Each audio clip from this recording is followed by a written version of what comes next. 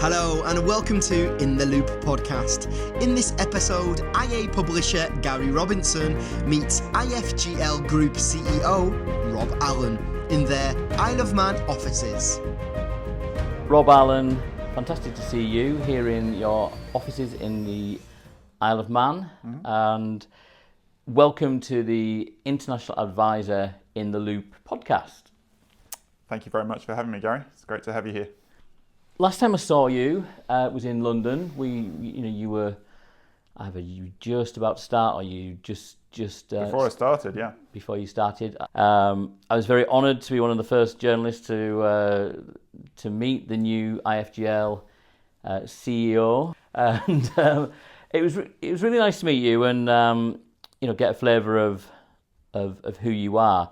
Today is all about letting our readers know who you are and just how you settled into the new role. Just tell me about your first few months here at IFGL.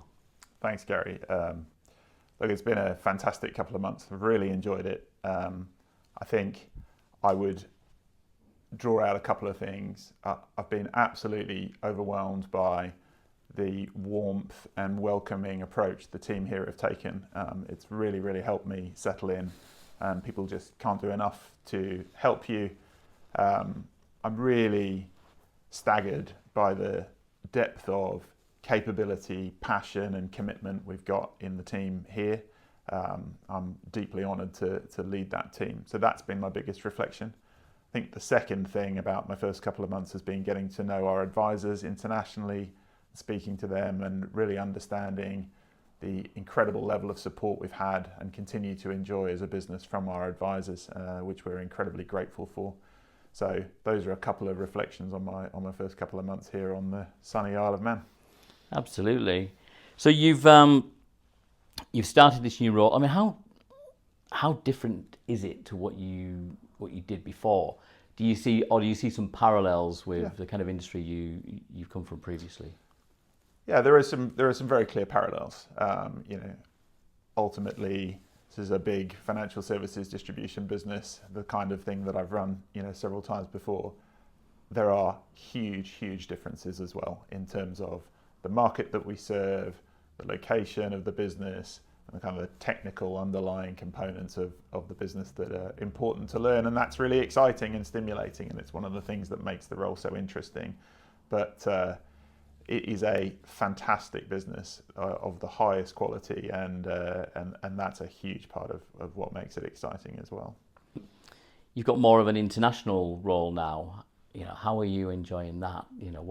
What's that like, and where are you looking forward to visiting? Yeah, I do have a very much an international role. That is super interesting, and I'm looking forward to getting out into the regions. I'm going to Dubai in September. That'll be the first time I've visited one of our international locations, and I will visit the other key hubs within my first 12 months.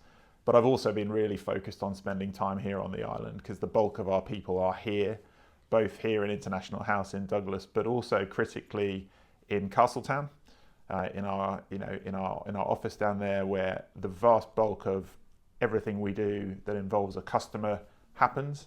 And so our team down there are incredibly important to me as well. I was there yesterday, and I was trying to spend as much time as I can in Castletown as well as in Douglas, because that is the engine of the business and where we make everything happen that's good.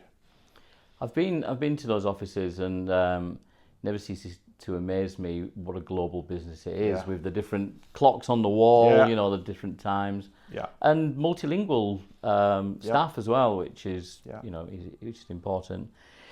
Our advisors, let me get this question out. It's great that I can edit this. Although, you know what? With the podcast, I like to kind of let it roll. Because it is what it is. Are advisors likely to see any difference in strategy approach from IFGL under your leadership? Tell me about that. It's a really good question.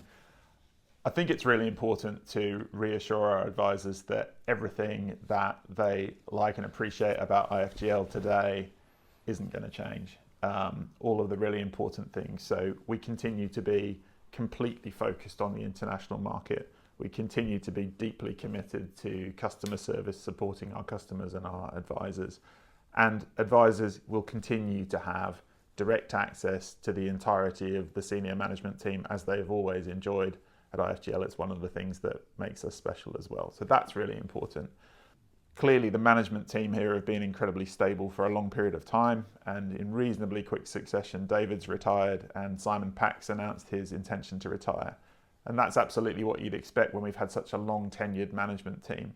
But what's fantastic about the legacy that the founding management team have bequeathed to myself and the current management team is an incredibly deep, strong team. And so I think what people will see is emerging talent from within the business, people that have been here in many cases for a long, long time, who are well known to our advisors globally, stepping up and getting an opportunity to lead. And that's something I'm really excited about. Great answer. No, really good answer. What I find interesting within this industry, we cover companies in the UK and all around the world. And when you look at top level management, you do get this continuity, but David was in the role for, some time. And same with Simon Pack. This is just the evolution of business, isn't it? Absolutely. New people all the time. Two big characters. It's interesting when you talk about personalities and characters. People have their own stories, and this is a people business that we're absolutely that we're in. Right. Yeah. How do we get to know Rob? I know a little bit about you. We've had a chat. How would you describe? Let's put work to one side for a second. What do you do for fun outside of work? What's your passion outside of work? There's probably two, which would be family and sport, and the two are really closely interrelated. So one of my favourite things to do is to spend time watching my two daughters in their chosen sports. So I've got a daughter who's an elite rower, who's about to head off to university in Virginia in the US on a rowing scholarship. Wow. So I love watching her train and compete. And my younger daughter is a footballer, a very talented footballer. So watching them play and compete, and in fact in football I've even had to become a linesman, which is something I never thought I'd do, and an incredibly difficult job, is huge. And then the other is competing in sport myself. I'm a runner, and my real passion is dinghy sailing and racing, and so those are some of the things that I enjoy outside work. Well, you're in the right place for that. For both, yeah. For sure. It's interesting. You mentioned the rowing, and I'm aware that's part of your life, your background. Yeah. Tell us a little bit about that. What's your background? Outside of work. Tell us about the rowing. Yeah. So I rowed as a young man. My father said it was a good idea, and he'd enjoyed it at school. And I was very fortunate to scrape into Oxford University, where I rowed for the ISIS crew, the reserve crew, which was a kind of determining life experience back in the days when the dark days of Oxford rowing, where we were getting soundly beaten by Cambridge every year. So I learnt a lot about teamwork and how to absorb disappointment, amongst other things in that period. So rowing's been a huge part of my life. I've had the opportunity to contribute back to the sport. I spent 5 years on the board of the boat race itself, leading that organisation through a time of significant change, which I loved, and I still go to Henley and also watch my daughter, but I don't row myself anymore. I'm very much past that point. Fantastic. That's a really interesting point you make, because I was talking to somebody yesterday, and they said when it comes to their philosophy, it's like it was about tenacity and never failing, this person said. And I thought, actually, I've failed and I've succeeded. Definitely. I learnt more from the failures. Definitely. It's interesting that you point that out. When it comes to management style, you've been a manager of lots of people in the past. Yep. What's your management style like? How would you describe yourself?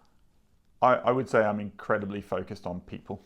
That's my starting point. And so I think our role as leaders is to assemble and then support the very best team that we can and create an environment where those people can thrive, trust them to do their jobs and support them in doing their jobs. And that is my absolute focus, and it's what I'm really, really focused on building here at IFGL. It's something I think the business already does well. I think the culture is good, but I think we can be much, much better. And it's something I'm really, really excited about, when we can unleash the power of 600 people really collaborating and working together. We've achieved so much already. What more can we achieve if we're able to really unlock that? From your perspective, you've come into this role and you are in the, how many months in now? Is it 3 months in? 3 months in, yeah. So you're 3 months in. How long does it take to really get to your feet under the table and really know the business? Because you can't come in with a sweep everything off the table. How long do you think it's going to take for you to fully understand it, or do you already fully understand it, and then really impose your values, your style on the business as well?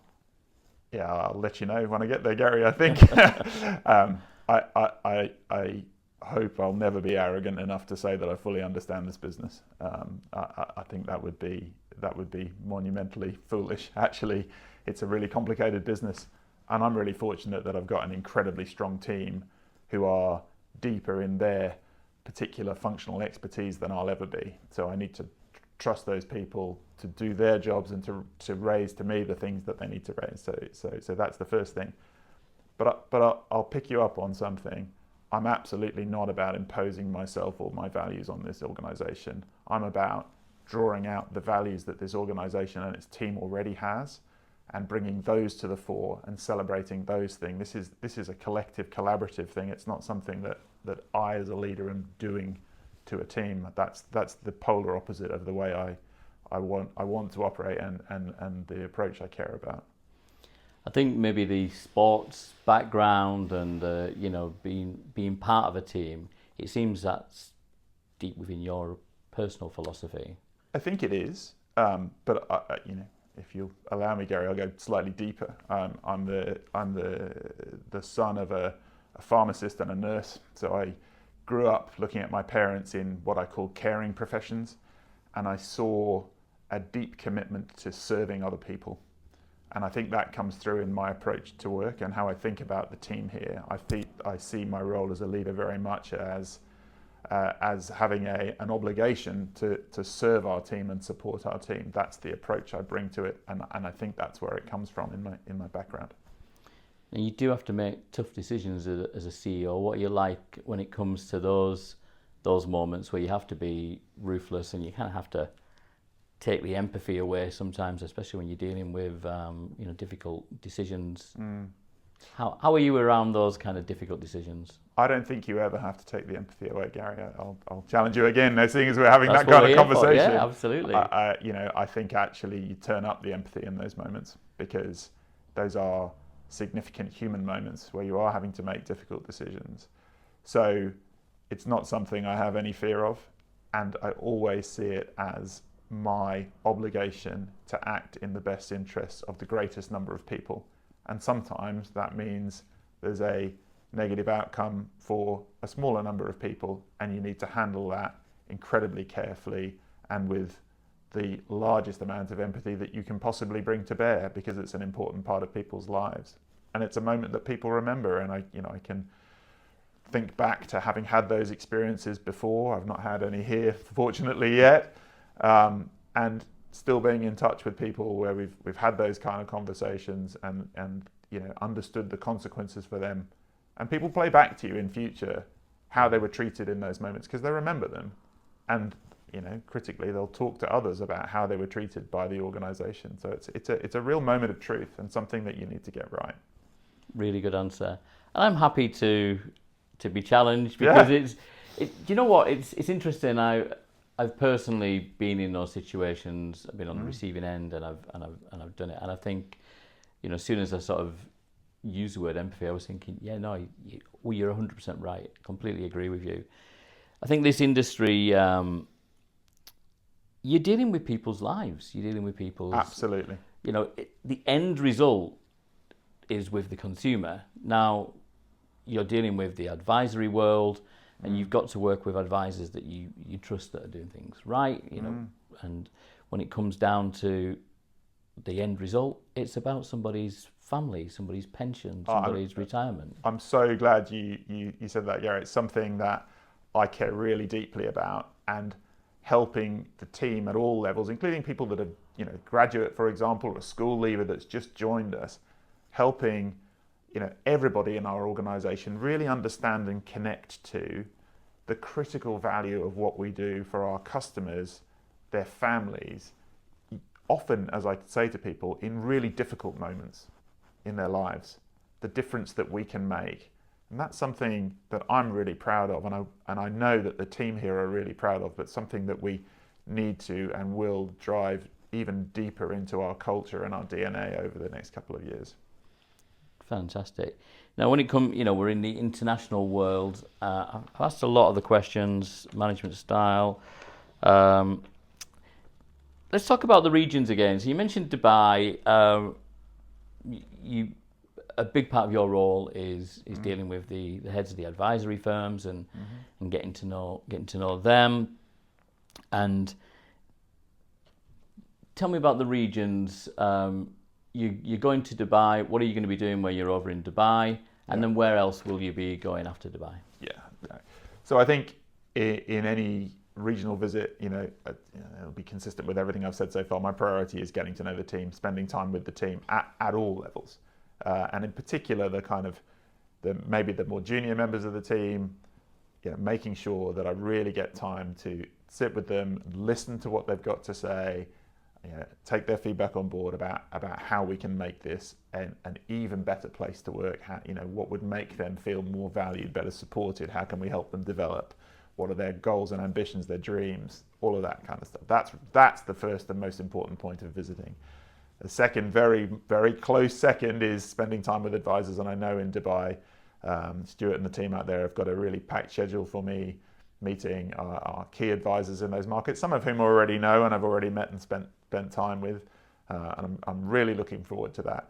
And of course, we'll visit regulators, because that's something else that's really important to us and the business, and somewhere where, as a business, I think it's a real strength of ours is the depth of our regulatory relationships, and so I'll be making sure I invest time in that as well. So, as you can imagine, Gary, that's a pretty busy week.